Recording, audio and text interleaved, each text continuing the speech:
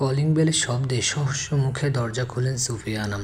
দরজার বাইরে নিপা, রাতুল আর প্রজ্জ্বল দাঁড়িয়ে আছে। তবে প্রজ্জ্বলের কোলে হৃদিতাকে দেখে বেশ অবাকই হলেন তিনি। কয়েক সেকেন্ড তাকিয়ে থেকে ব্যাপারটা বোঝার চেষ্টা করলেন। হৃদিতাকে প্রজ্জ্বলের কোলে থেকে হঠাৎই যেন মস্তিষ্ক শূন্য হয়ে গেল তার। ভুলভাল চিন্তা মাথায় চেপে বসলো। মেয়েটা অসুস্থ হয়ে পড়েছে নাকি কথাটা ভাবতেই তৎক্ষণাৎ মুখখানা শুকিয়ে এলো। মুখ ফুটে কিছু বলতে নেওয়ার আগে গটগট করে ঘরে ঢুকলো প্রজ্জ্বল। নিজের মাকে কোনো কথা বলার সুযোগ না দিয়ে হৃদিতাকে নিয়ে সোজা নিজের রুমের দিকে পা বাড়ালো সে। সুফিয়া আনাম ছেলের যাওয়ার দিকে তাকে হতভম্বের মতো দাঁড়িয়ে রইলেন। দরজার কাছে কি হচ্ছে কিছুই বুঝতে পারছেন না তিনি। অনাকাঙ্ক্ষিত কিছু ভয়ে মাথা ঝাপসা লাগছে। স্পষ্ট কোনো কথা মুখ থেকে বের করতে পারছেন না। নিপা রাতুল ততক্ষণে সুফিয়া আনামকে পাশ কাটিয়ে ঘরে ঢুকে পড়েছে। ড্রয়িং রুমের সোফায় বসে মায়ের ভেবাচাকা হয়ে তাকিয়ে থাকা দেখে মুচকি মুচকি হাসছে নিপা। রাতুল বিষয় নিয়ে তাকিয়ে আছে তার হবু শাশুড়ির দিকে। সে প্রথমত বিশ্বাস করেনি সুফিয়া আনাম নিজের ভাস্তির ব্যাপারে এতটা পজিটিভ হতে পারেন। প্রজ্জ্বলের কোলে অচেতন অবস্থায় দেখেই কথা হারিয়ে ফেলেছেন। ওনার কি মস্তিষ্ক একটু বুঝতে পারছেন হৃদি ঘুমিয়ে থাকতে পারে? মিনিট দুইকের মাথায় ড্রয়িং রুমে আসলো প্রজ্জ্বল। সুফিয়া আনামকে এখনও দরজার সাথে দাঁড়িয়ে থাকতে দেখে মৃদু পায়ে সেদিকে এগিয়ে গেল সে। সুফিয়া আনামের এতক্ষণে অনুভূতি শূন্য দৃষ্টি সংকুচিত হলো। ছেলেকে সামনে দেখে ঘোর কাটলো। প্রজ্জ্বল কিছুটা এগিয়ে আসার আগে ছুটে গেলেন সুফিয়া। ছেলের হাত আঁকড়ে করুণ কণ্ঠে বললেন, কি হয়েছে হৃদিতার? ও ঠিক আছে তো? হচকচিয়ে গেল প্রজ্জ্বল। সে তো অন্য কারণে তার মাকে ভয় দেখাতে চেয়েছিল, কিন্তু তিনি হৃদিকে শুধু কোলে ঘুমন্ত অবস্থা দেখে ভয় পেয়ে গেলেন কেন? প্রজ্জ্বল মায়ের দুহাত আঁকড়ে পিছন দিকে পা ফেলে বসিয়ে দিল একটা সিঙ্গেল সোফায়। নিজেও বসে পড়লো সেই সোফার ঘাড়িতে। অনুভূতি শূন্য হয়ে সোজা তাকিয়ে আছেন সুফিয়া আনাম। হৃদিকে অচেতন দেখে তিনি যেন খেই হারিয়ে ফেলেছেন সব কিছুর। আম্মা! প্রজ্জ্বলে আস্তে করে বার কয়েক ডাক দিলেন সুফিয়া আনামকে, কিন্তু তিনি আবেগশূন্য হয়ে তাকিয়ে আছেন অন্যদিকে। প্রজ্জ্বল এবার বেশ চিন্তিত হলো। হৃদির কপালে সাদা রুমালটা বাঁধা মনে হয় ঠিক হয়নি। এতটা ভয় পেয়ে যাবেন সুফিয়া সেটাও ভাবেনি প্রজ্জ্বল। আর একবার মা বলে ডাক হাতেই সুফিয়া নামে দু চোখ গড়িয়ে নিঃশব্দে কয়েক ফোঁটা জল গড়িয়ে পড়ল। প্রজ্জ্বল, নিপা, রাতুল সবাই স্তব্ধ হয়ে গেল মায়ের কান্না দেখে। মা, শান্ত হও, কিছু হয়নি হৃদির, ও তো ঘুমিয়ে পড়েছিল। ঘুম থেকে উঠে পড়লে বাসায় যাওয়ার জন্য ব্যস্ত হয়ে যাবে। আর অনেকদিন পর তোমার দরজার বাইরে থেকে ওকে এখান থেকে এনেছি। একটা রাত থাকুক এখানে, তাই ওকে আর ঘুম থেকে জাগাইনি। ভাবলাম তোমার সাথে একটু মজা করা যাক, শুধু তোমাকে ভড়কাতে এত কিছু। রাতুল ভাইয়া বিশ্বাস করছিলেন না তুমি আমার আর নিপার থেকে হৃদিকে বেশি ভালোবাসো, তাই আর কি মজা করে। সরি মা, সরি, রিয়েলি সরি। আর শোনো, হৃদির কপালে রুমাল বাঁধার আইডিয়াটা কিন্তু নিপার ছিল। কথাগুলো বলে দাঁত কেলিয়ে নিপার দিকে তাকালো প্রজ্জ্বল। নিপার চোখ বড় বড় হয়ে গেছে ইতিমধ্যে। শেষে কিনা মায়ের রণমূর্তির সামনে ওকে ঠেলে এগিয়ে দিল। ভাই, আমি কখন? ও মায়ের রাগান্বিত চোখে চোখ পড়তে থেমে গেল নিপা। কথা আর এগোলো না। নিপার দিকে এক পলক তাকিয়ে সুফিয়া আনাম গম্ভীর কণ্ঠে বললেন, মায়ের কাছে সব সন্তানের জন্য ভালোবাসার পরিমাপটা একই। তোদের তিনজনের জন্য ভালোবাসাটা সবসময় সমান ছিল আমার চোখে। তোদের দৃষ্টিভঙ্গিতে হয়তো মনে হয়েছে হৃদির প্রতি আমার ভালোবাসাটা বেশি। ভালো, আমি তোদের তিনজনকেই বাসি, কিন্তু হৃদির উপর আমার দুর্বলতা একটু বেশি। মেয়েটা ছোটো থেকে আমায় ছাড়া কিছুই বুঝতো না। প্রজ্জ্বল যখন বছর 5.5 তখন হৃদির বয়স সবে বছর 1ও হয়নি। খুব ছোটোতে হাঁটতে শিখেছিল ও। ওইটুকু বয়সে সে আমাকে ছাড়া থাকতে চায় না। এই বাসায় 2 দিন এনে রাখলেও সে মায়ের কথা মুখে তুলতো না। আর প্রজ্জ্বল তখন থেকে হৃদি করে পাগল ছিল। ছোটো পুতুল বলে মাতিয়ে রাখতো সারা বাড়ি। এই বাড়ি আসলেই প্রজ্জ্বলের সাথেই বেশি খেলতো হৃদি। একদিন রান্নাঘর থেকে বেরিয়ে দেখি প্রজ্জ্বল সিঁড়ির কাছে রক্তাক্ত হৃদিকে কোলে নিয়ে বসে আছে। হৃদির এমন অবস্থা কেন হয়েছিল, কিভাবে হয়েছিল আমি জানি না। জ্ঞান হারিয়ে ফেলেছিলাম তৎক্ষণাৎ। চোখ খুলে হাসপাতালে পেয়েছিলাম নিজেকে। তোদের বাবাকে পাশে পেয়েছিলাম তখন। তাকে হৃদির কথা জিজ্ঞেস করতে সে জানে হৃদিও ঠিক আছে। গভীর একটা নিঃশ্বাস নিতে চোখে পড়ে কেবিনের দরজার আড়ালে কেউ দাঁড়িয়ে আছে। সেটা প্রজ্জ্বল ছিল। ওকে হাতের ইশারায় কাছে ডাকলাম। মৃদু পা ফেলে আমায় শুইয়ে রাখা বেডে উঠে বসলো সে। আমায় শক্ত করে জাপড়ে ধরে সেদিন বলেছিল, আম্মা আমি কিছু করিনি, হৃদি একাই সিঁড়িতে চড়েছে, আমি আটকেছিলাম ওকে। ও শুনেনি, অনেক রক্ত বেরিয়ে গিয়েছিল, আমি ভয় পেয়ে গিয়েছিলাম। আম্মা আমি কিছু করিনি। হৃদিকে আটকাতে পারিনি। আমি আর ওর কাছে যাব না, ওর সাথে খেলবো না। আমি ওর কাছে থাকলে ওর আবার মাথা কেটে যাবে। আমি যাব না ওর কাছে আম্মা, কিছুতেই যাব না। তুমিও যাবে না, ওকে আমাদের বাসায় আনবে না, ও অনেক পচা। সেদিন প্রজ্জ্বল অনেক কান্নাকাটি করেছিল। ছেলে আমার ছোট থেকেই শক্ত, কান্নাকাটি করতো না তেমন, কিন্তু সেদিন ওর কান্না দেখে সবার কান্না চলে এসেছিল। তার কথা ছিল সে আর হৃদির আশেপাশে যাবে না। প্রজ্জ্বল হৃদির পাশে থাকলেই ওর ক্ষতি হয়ে যাবে, এমন একটা ধারণা। তবে প্রজ্জ্বলের সেই প্রমিস বেশি দিন যায়নি। একটু বড় হতে হৃদিকে বিরক্ত করতে শুরু করলো সে। হৃদি করে পাগল প্রায়। আমি এই নিয়ে ভয়ে থাকলে পরবর্তীতে ভরসা পেয়েছি প্রজ্জ্বলের দ্বারা হৃদির কোনো ক্ষতি হবে না, বুঝতে পেরেছি। তবে আজ প্রজ্জ্বলের করে হৃদিকে ওভাবে দেখে পূর্বোক্ত স্মৃতি মনে পড়েছিল। একই ঘটনা পুনরাবৃত্তি হতে দেখে ভয় পেয়ে গিয়েছিলাম। ভাই, তুই ছোটবেলা থেকে দেখি বেহায়া ছিলি। নিপার কথায় হো হো করে হেসে উঠল সবাই। সুফিয়া আনামও মুচকি হেসে বললেন, অনেক রাত হয়েছে, ঘুমিয়ে পড়ে সবাই। রাতুলের আজ আর যাওয়ার দরকার নেই, চট্টগ্রামের পথ অনেকখানি, আজ রাত থেকে যাও। রাতুল মুচকি হেসে ছোট করে বলল, জি। সুফিয়া আবার বললেন, এমন ধরনের মজা আর যেন না করতে দেখি প্রজ্জ্বল সবগুলো দাঁত বের করে মাকে জ্বালাতন করতে বলল, আচ্ছা ঠিক আছে, করলাম না মজা। তবে আমি কোথায় থাকবো আম্মাজান? হৃদির কাছে? সুফিয়া আনাম ছেলের বাহুতে 2-3টে চাপড় মেরে বললেন, ফাজিল ছেলে, মুখে কোনো লাগাম নেই। 2টো গেস্ট রুম, একটাতে রাতুল শোবে আর একটাতে তুই শুয়ে পড় গিয়ে। ঘরে আজকে নতুন চাদর বিছিয়ে দিয়েছি, যা ঘুমিয়ে পড় তাড়াতাড়ি, সকালে কাজ আছে অনেক। আরও এক দফা হাসাহাসি হলো ড্রয়িং রুমে। তারপর যে যার মতো করে শুতে চলে গেল। রাতুলকে ঘর দেখিয়ে দিতে নিপা সাথে গেল। প্রজ্জ্বল নিজের ঘরে গেল কাপড় আনতে। শাওয়ার না নিলেই নয়, তবে প্রজ্জ্বলের সাথে গেলে সুফিয়া। প্রজ্জ্বল বুঝল তার মা কোনোভাবে চাচ্ছে না প্রজ্জ্বল হৃদি ধর্ম মোতাবেক বিয়ের আগে এক ঘরে থাকুক। প্রজ্জ্বল আলমারি থেকে একটা ট্রাউজার আর গেঞ্জি নিয়ে মুচকি হেসে বেরিয়ে গেল ঘর থেকে। মধ্যে রজনীকান্ত আবারও ছড়িয়ে পড়ছে পূর্ণ আলো।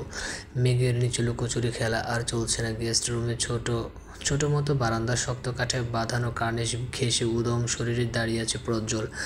আর ওর সামনে বারান্দার দরজা লাগানো খয়েরি রঙের পর্দা টেনে ধরে নিজেকে আড়াল করতে ব্যস্ত হৃদিতা। এত রাতে কি করছিস তুই ওখানে? ঘুম আসছিল না তাই তো আমার কাছে কেন এসেছিস? আমি কি ঘুম পাড়িয়ে দেবো নাকি? না, গল্প করবো আপনার সাথে।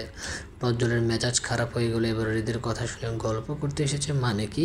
একে তো মাঝরাতে গেস্ট রুম অবধি চলে এসেছে, তার উপর বলছে এখন গল্প করবে ওর সাথে। প্রজ্জ্বল দ্রুতগতিতে এসে হৃদির কাছে ঘেঁষে দাঁড়ালো। এক হাত দরজায় রেখে ঝুঁকে দাঁড়ালো ওর উপর। হৃদি নিচু হয়ে চলে যেতে নিতে এক হাত ওর কোমর আটকে দিল প্রজ্জ্বল। অন্য হাতে হৃদির চুল টেনে দিন বলল, গল্প করবি নাকি? তাহলে পালিয়ে যাচ্ছিস কেন? আমার ঘুম পাচ্ছে। হৃদের ঠোঁটে আঙুল চেপে কথা আটকে দিল প্রজ্জ্বল। কপালে কপাল ঠেকিয়ে বলল, সব সময় শেয়ালের দোষ থাকে না, মুরগিরও দোষ থাকে। কিন্তু তোর ফুফি তো তা বুঝবে না। সবসময় তোর বাপ আর ফুফি মিলে শেয়ালের দোষ ধরতে ব্যস্ত।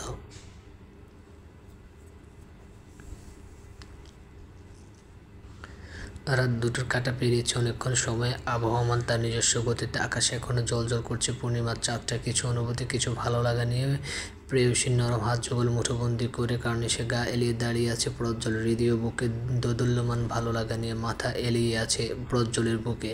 প্রজ্জ্বল আটকিয়ে দেওয়ার পর হৃদয় আর ঘুমোতে যাওয়ার কথা বলেনি। অসামান্য অনুভূতি নিস্তব্ধ করে রেখেছে ওদের। প্রায় অনেকক্ষণ দুজনের স্পর্শ, নিঃশ্বাস, অনুভূতি গুনতে ব্যস্ত।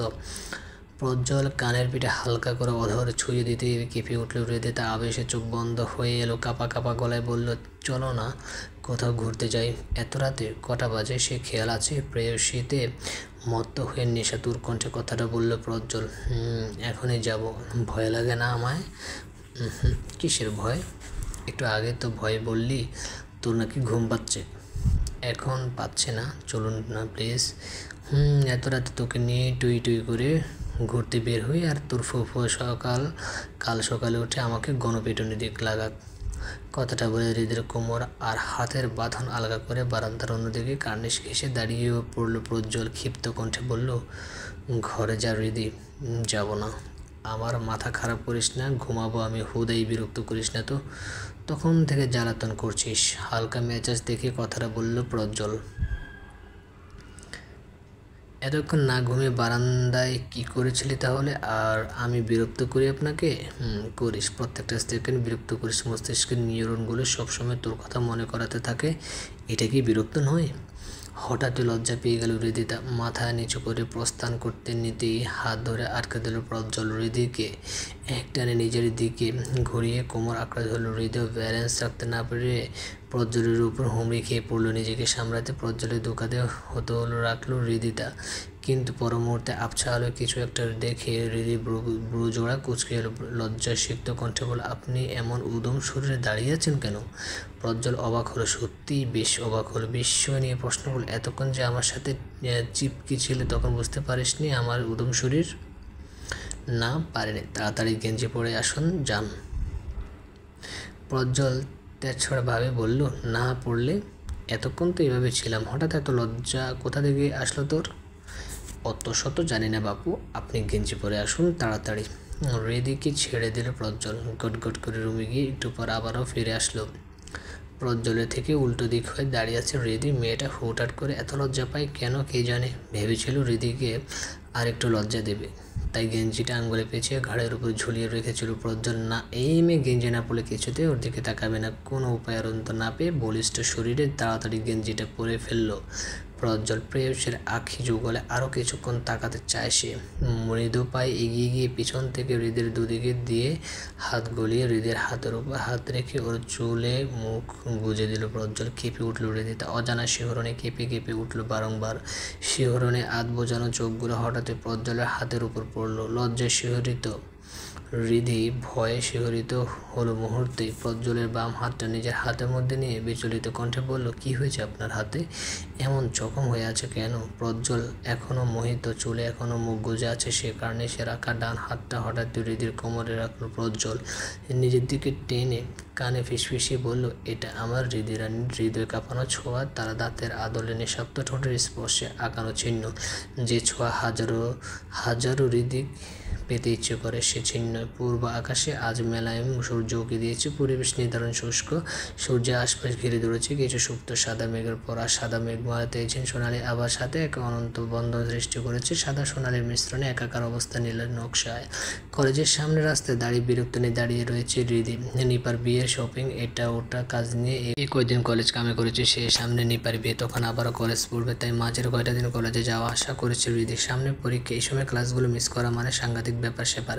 যদিও হৃদির কাছে সাংঘাতিক ব্যাপার নয়, কারণ প্রজ্জ্বল জোরাজুরি করছে বলে সেই জন্য কলেজে এসেছে হৃদি। নয়তো কোন দুঃখে বিয়ে বাড়ি আনন্দ আমেজ ছেড়ে কলেজে বোর্ডিং ক্লাসে বসবে সে। ক্লাস শেষ হয়েছে, মিনিট পাঁচেকও হয়নি, এর মধ্যে দাঁড়িয়ে থেকে হাঁপিয়ে উঠছে হৃদি। নির্লিপ্ত রোদ্দুরে চোখ মুখ লাল হয়ে গেছে। সকাল থেকে ওর শরীরটা একটু খারাপ লাগছিল। কলেজে আসতে চেয়েছিল না, মাকে বলেছিল সে কথা, কিন্তু কেউ বিশ্বাস করেনি হৃদের কথা। ওর মা তো কাঠগড়ায় বলে দিয়েছে যত সব বাহানার। রেগে মেগে অস্থির হয়ে প্রজ্জ্বলের সাথে কলেজে এসেছে হৃদি। প্রজ্জ্বল বলেছিল কলেজ ছুটির পর ওকে নিতে আসবে সে, কিন্তু 5 মিনিট হয়ে গেল, এখনও প্রজ্জ্বলের দেখা নেই। এই 5 মিনিটের হৃদির কাছে 5 ঘন্টার মতো লাগছে, হয়তো শরীরের খারাপের জন্য। লম্বা একটা শ্বাস ফেলে আরও কিছুটা বিরক্ত প্রকাশ করল হৃদি। প্রজ্জ্বল তো এমন করে না, আজ এত দেরি হচ্ছে কেন? বিরক্ত নিয়ে ব্যাগ হাত ধরে চটপট নিজের ফোনটা বের করলো সে। কল লিস্টে প্রথমেই প্রজ্জ্বলের নাম্বার। কাল রাতে প্রজ্জ্বলের সাথে কথা হওয়ার পর আর কারোর সাথে কথা হয়নি। ফোনে স্ক্রল করে প্রজ্জ্বলের নাম্বার ডায়াল করতে গিয়ে ফোনটা নামিয়ে নিল হৃদি। প্রজ্জ্বল ড্রাইভিং করছে, হয়তো এই সময় ফোন দেওয়া উচিত হবে না। ফোনটা আবারও ব্যাগে ঢুকিয়ে রাখলো। দুর্বল হাত তুলে ধরলো কপালের। মৃদু রোদটা যেন প্রচণ্ডভাবে আজ বিরক্ত করছে হৃদিকে। একটু পরে হৃদির সামনে প্রজ্জ্বলের গাড়ি এসে থামলো। হৃদিকে কলেজ গেটের সামনে দাঁড়িয়ে থাকতে দেখে দৌড়ঘড়ি করে নেমে পড়লো সে। বা হাতের কবজিতে বাঁধা হাত ঘড়িটা একবার লক্ষ্য করলো প্রজ্জ্বল না, কলেজ ছুটির 10 মিনিট আগে এসেছে সে। তাহলে কি আজ কলেজ তাড়াতাড়ি ছুটি হয়ে গেছে?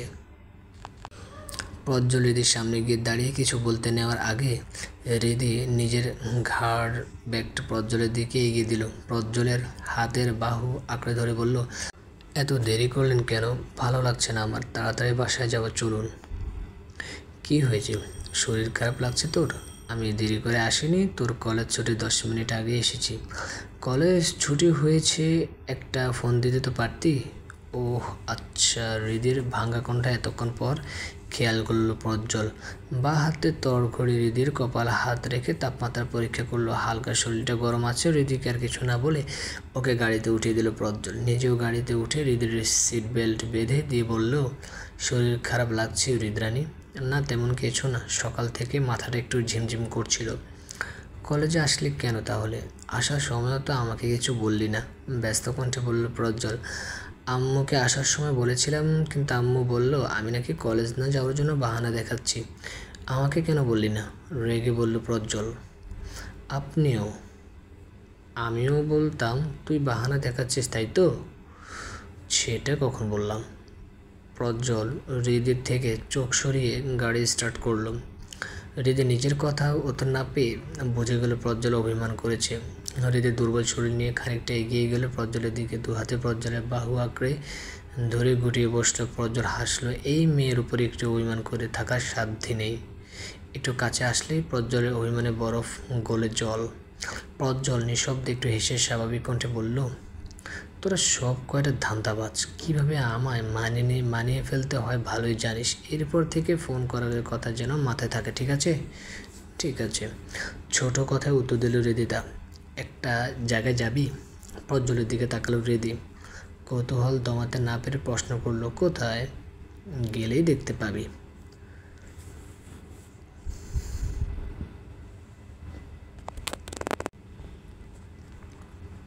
সন্ধে নেমেছে। পৃথিবীর উল্টো বৃষ্টি। সূর্য অস্ত নিয়েছে অনেকক্ষণ।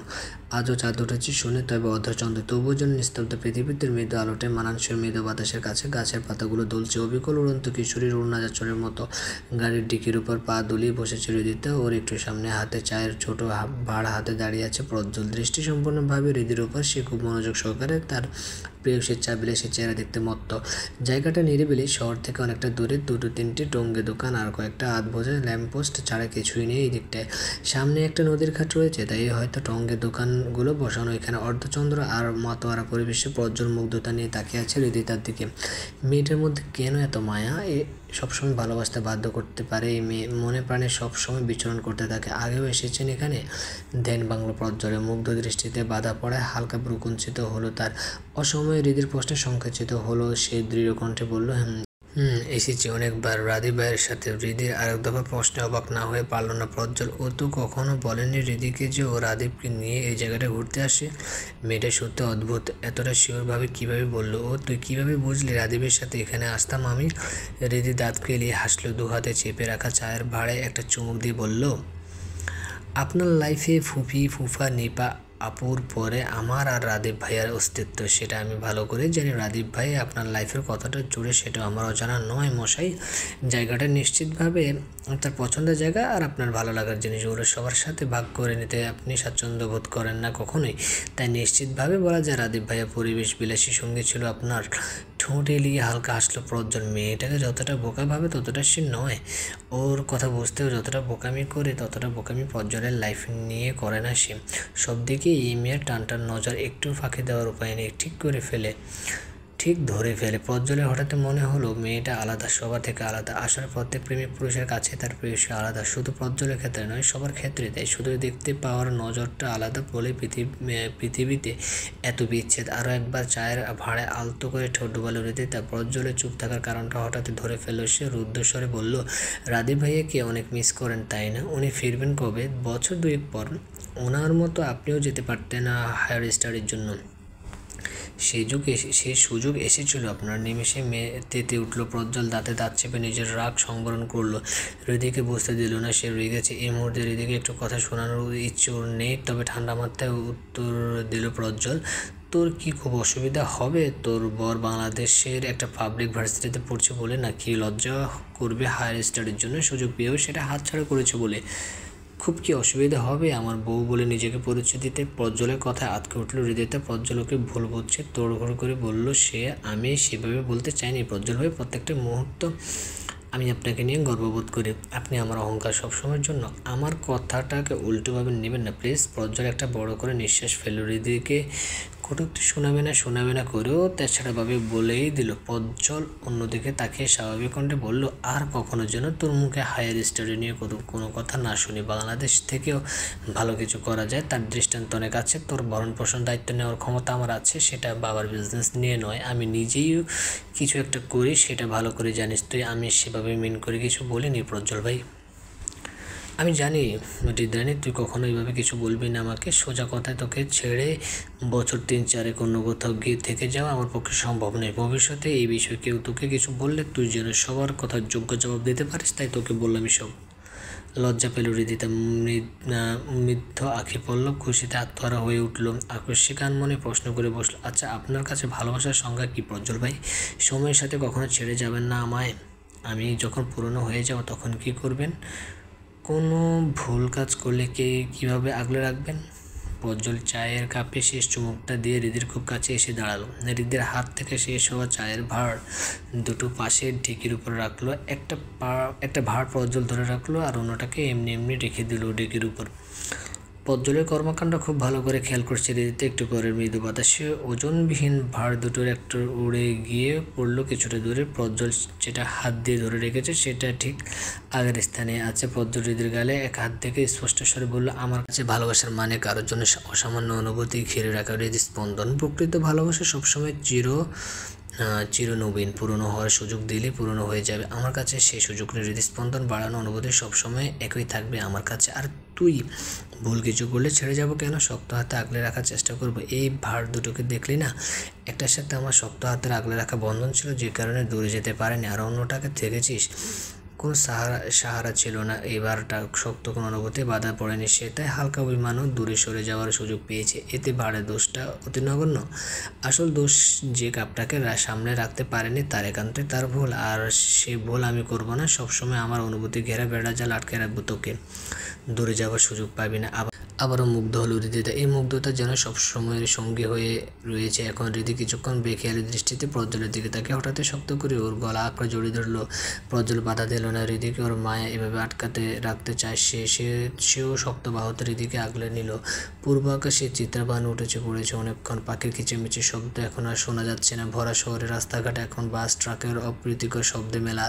প্রজ্জ্বলদের বাড়িতে সকাল থেকে তোড়জোড় শুরু হয়ে গেছে। কাল থেকে এবার বিয়ের অনুষ্ঠান শুরু। গায়ে হলুদ, মেহেন্দি, বিয়ে, বিদায়, অনেক ঝামেলা এখন সামনে। প্রজ্জ্বলও অনেক ব্যস্ত। বাইরে বাগানের কাছে গায়ে হলুদ স্টেজ সাজাতে সাহায্য করছে সে। বাড়িতে আত্মীয় স্বজনে ভরপুর। হৃদি 2 দিন আগে ওর মায়ের সাথে চলে এসেছে এই বাড়ি। শুধু ওসমান সাহেব এখনও একবারও আসেননি এখানে। সুফিয়া আনাম ভাইকে ফোন করেছিলেন কয়েকবার, কিন্তু ফোন তোলেননি ওসমান সাহেব।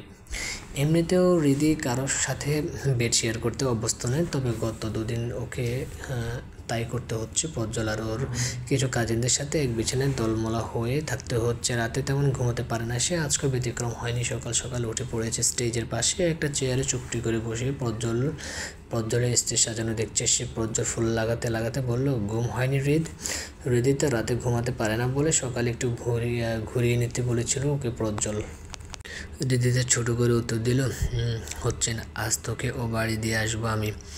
রাতে ওখানে ঘুমাবি আর সকালে আবার গিয়ে নিয়ে আসবো, ঠিক আছে? ঠিক আছে।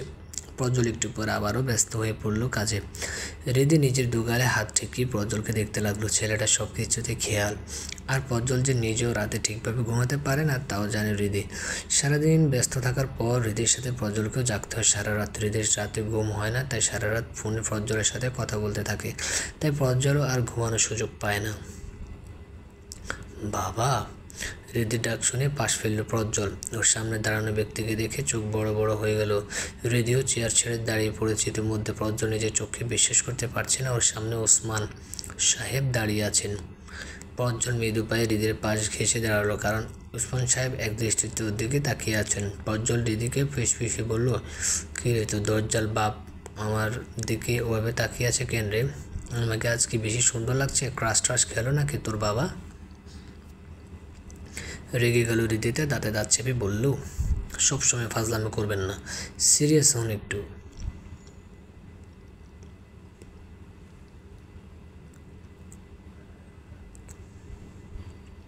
হুটহাট ভালো কিছু ঘটে গেল। আনন্দ ধরে রাখাটা সত্যি মুশকিল, বইকে আশাতীত নয়। এমন ভালো কিছু ঘটে গেলে সেখানে তো কোনো কথাই নেই। খুশিতে আত্মহারা হয়ে যেতেও আপত্তির কিছু নেই। আজকেও সকাল সকাল এমন কিছুই হয়েছে। ওসমান সাহেব নিজে থেকে হৃদির বিয়ে নিয়ে বড় বোনের সাথে কথা বলতে এসেছেন। সকালবেলা ওসমান সাহেবকে এ বাড়িতে দেখে সবাই যতটা না অবাক হয়েছিল তার থেকে বেশি অবাক হয়েছে তার কথা শুনে। বোনের ফোন না তুললেও তিনি যে নিজে সেদিন প্রজ্জ্বলদের বাড়ি চলে এসেছেন এতে অনেক খুশি হয়েছেন সুফিয়া আনাম। সব অভিমান পড়ে গেছে তার উপর হৃদি আর প্রজ্জ্বলের বিয়ের ব্যাপারে ভাইয়ের নিজে থেকে কথা বলা খুশি ধরে রাখতে পারছেন না সুফিয়া আনাম।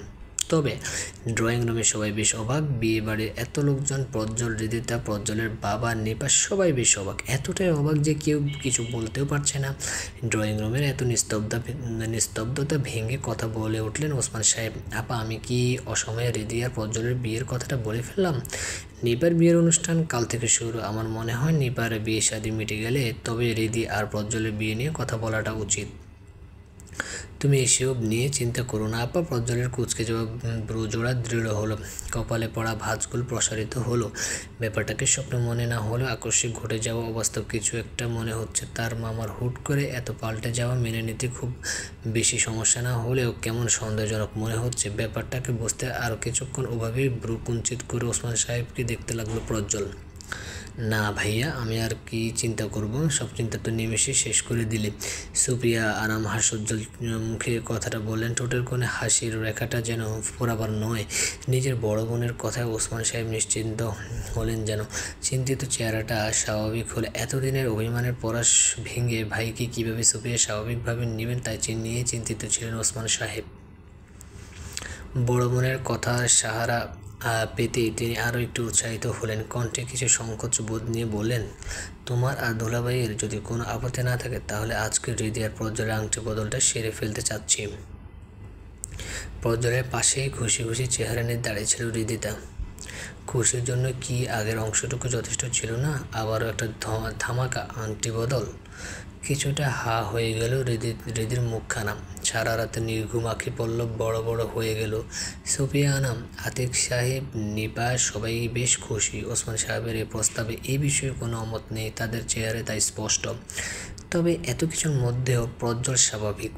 থুতনিতে এক হাত ঠেকিয়ে তীক্ষ্ণ দৃষ্টিতে সব কিছু পর্যবেক্ষণ করছে সে।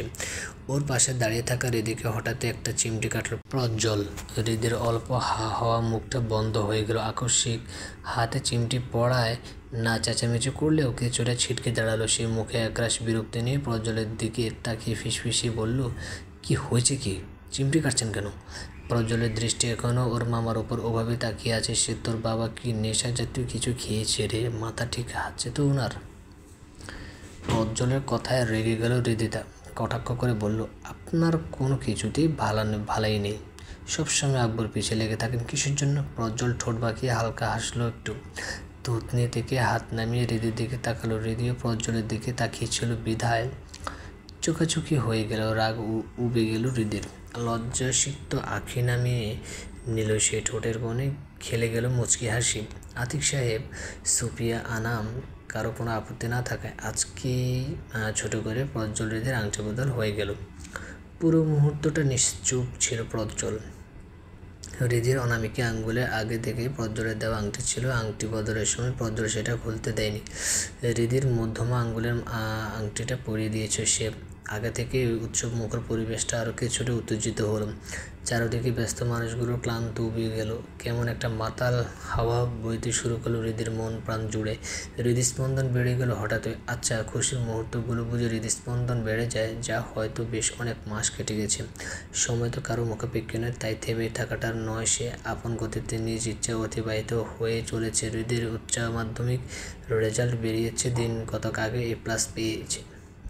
অ্যাডমিশনের জন্য প্রজ্জ্বল কোচিংয়ে ভর্তিও করে দিয়েছে। প্রজ্জ্বল নিজেও ব্যস্ত হয়ে পড়েছে। আজকাল নিজের কেরিয়ারে নিয়ে ভাবতে শুরু করেছে। নিজের বিজনেস থাকলে এই মুহূর্তটা পুরোপুরিভাবে পড়াশোনার পেছনে লাগিয়েছে প্রজ্জ্বল। কারণ কিছুদিন পর হৃদির দায়িত্ব নিতে হবে ওকে।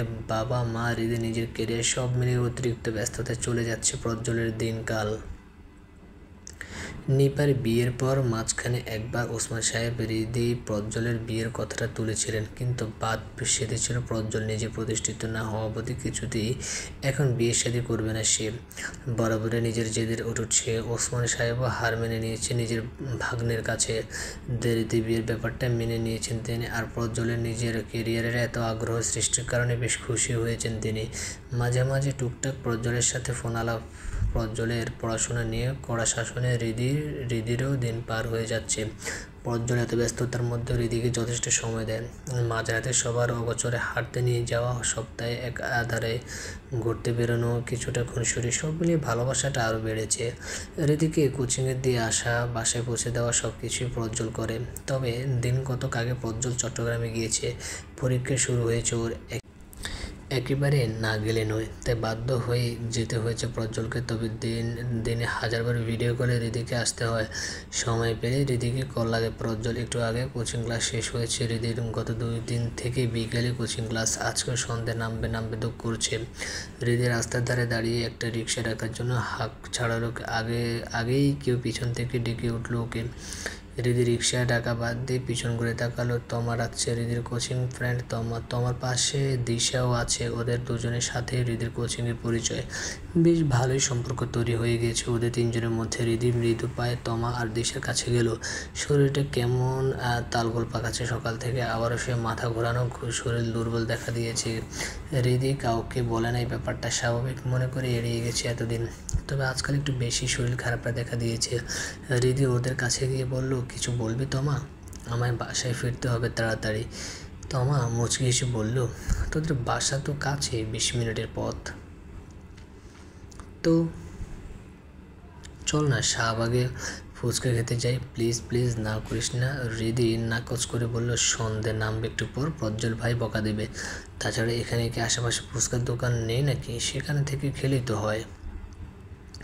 দিশা জেদ নিয়ে বলল, চল না প্লিজ, আমরা তো প্রত্যেক দিন যাই না, কাছেই তো, খুব তাড়াতাড়ি চলে আসবো। চল না হৃদিতা। অনেকক্ষণ ধরে হৃদিকে মানানোর চেষ্টা করে সফল হলো। তমা আর দিশা শাহবাগে ফুচকা খেতে যাওয়ার জন্য রাজি হয়ে গেল হৃদিতা। বান্ধবীদের প্ররোচনায় ভুলে গেল প্রজ্জ্বলের নিষেধাজ্ঞা। শাহবাগে বেশ কিছুক্ষণ ঘোরাঘুরি আড্ডা দিয়ে ক্লান্ত হৃদিতা শহর বান্ধবীরা। ঘড়ির কাঁটা ধরে এখন রাত 9টার কাছাকাছি। ফুচকা, টঙ্গের দোকানে, চা, রেস্টুরেন্টে ঢুকে বিরিয়ানি, হাটারে সব মিলিয়ে কখন এত রাত হয়ে গেছে বুঝতে পারেনি হৃদিতা। বাসায় ফেরার সময় টাইম দেখতে গিয়ে খেয়াল হয়েছে রাত 8:30 তখন।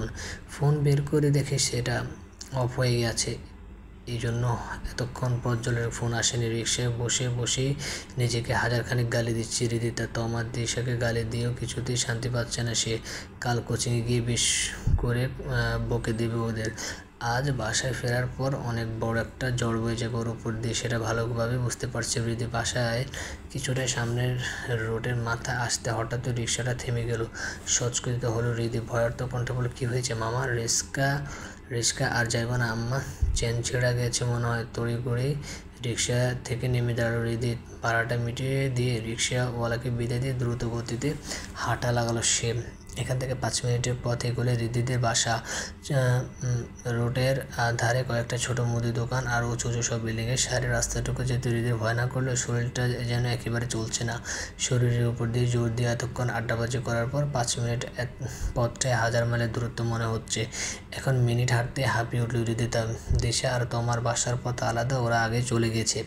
হৃদি প্রায় বাসার কাছে চলে এসেছে। আর 2 মিনিট। হঠাৎ নিজের পিছনের শরীর থেকে খুব কাছাকাছি কারো অস্তিত্ব অনুভব করতে 2 কদম দ্রুত এগিয়ে পিছিয়ে পড়ল হৃদিতা। পিছন ফিরে সামনের লোকটাকে দেখার জন্য মোটেও প্রস্তুত ছিল না ও। রায়ান দাঁড়িয়ে আছে, আরও দু তিনটে ছেলেগুলোকে চেনে হৃদিতা। ওদের পাড়ারই ছেলে। এই সে রায়ান যে 7-8 মাস আগে হৃদির সাথে বেয়াদবি করেছিল, যার জন্য প্রজ্জ্বল খুব মেরেছিল ওদের। প্রজ্জ্বলের বাবা আতিক সাহেব পুলিশে ধরে দিয়েছিল ওকে। বড় লোকের বকে যাওয়া ছেলে রায়হান দিন আগের মধ্যে ছাড়া পেয়েছিল। এই কয়েক মাসে তা দেখা পাওয়া যায়নি অবশ্য, কিন্তু আজ হঠাৎ করে হৃদির সামনে আসায় ভয় পেয়ে গেল সে। কেমন আছিস হৃদিতা? দিনকাল কেমন যাচ্ছে? রায়হানের স্বাভাবিক কথাবার্তায় হৃদির ভয়টা আরও বেড়ে গেল। শুকনো একটা ঢোক গিলল, বলল, ভালো আছি রায়ন ভাইয়া, তুমি কেমন আছো? ভালো আর থাকি কী করে? তোর প্রজ্জ্বলের জন্য আমার ভালো থাকাটা আর হয়ে উঠল না। নিজেকে এত আটকানোর চেষ্টা করেও আটকাতে পারলাম না। তার হৃদরানীর ওড়না ছুঁয়ে দেখার অপরাধে খুব মেরেছিল। দাগগুলো মিশে গেছে হয়তো, কিন্তু মনের ভেতর শত্রুতার আগুনটা নেভাতে পারেনি। আজ যখন সুযোগটা পেয়েছি তখন কিছু তো একটা সারপ্রাইজ তোকে দেওয়া দরকার। রায়হানের কথা শুনে 2 কদম পিছিয়ে গেল হৃদিতা। সামনেই বাসা, ইচ্ছে করছে দৌড় দিতে, কিন্তু সেই শক্তিটুকু হৃদির শরীরে অবশিষ্ট নেই। হৃদি একটু পেছাতেই রায়হান বলল, আরে আরে ভয় পাচ্ছিস কেন? প্রজ্জ্বল বলেছিল তার হৃদরানীকে ছোঁয়ার চেষ্টা করলে হাত কেটে দেবে আমার। আমিও বড্ড ভালো ছেলে, ছোঁবো না তোকে। তবে কথা শেষ করে নিজের পিছনে নিজের মুঠোবন্দি হাতের মধ্যে রাখা বোতলের ঢাকনাটা খুলল রায়হান। হৃদিতা স্তব্ধ। ব্যাপারটা বুঝতে পেরে চিৎকার করতেও ভুলে গেছে সে। 2 পা আরও পিছিয়ে গেল হৃদিতা। পা জোড়া যেন অবশ হয়ে পড়েছে। মাটির সাথে আঠা দিয়ে কেউ লাগিয়ে দিয়েছে যেন। খুব অহংকার না তোর? প্রজ্জ্বলের হাতে মার খেয়েছিলি না? বিশ্বাস করে একটা মায়েরও বলতে পারেনি। তোর চেহারা এমন অবস্থা হবে যে তোর প্রজ্জ্বল তোর দিকে দেখে ভয় পাবে। কথাটা বলে বিকট শব্দে হাসল রায়হান। হৃদিতা ছোটার জন্য উদ্যত হলো। সেই শক্তিটুকু দিয়েও দৌড় লাগালো হৃদিতা, কিন্তু শেষ রক্ষাটা আর হলো না। নিজের চোখের সামনে নিজের ঝলসে যাওয়ার চামড়া দেখে গলা ফাটিয়ে চিৎকার করে উঠল হৃদিতা। ততক্ষণে ছুটে পালিয়ে গেছে রায়হান সব বাকি ছেলেপেলেগুলো। মাটিতে লুটিয়ে একাধারে চিৎকার করে চলেছে হৃদিতা। কেউ নেই আশেপাশে। 2-1টা কুকুরের আর্তনাদ যাচ্ছিল, থেমে গেছে। হৃদির কলিজা ছিঁড়ে যাওয়া আর্তনাদের কাছে ওদের আর্তনাদ বড়ই ক্ষীণ। অসহায়ের মতো মাটিতে মিশিয়ে চিৎকার করছে হৃদিতা।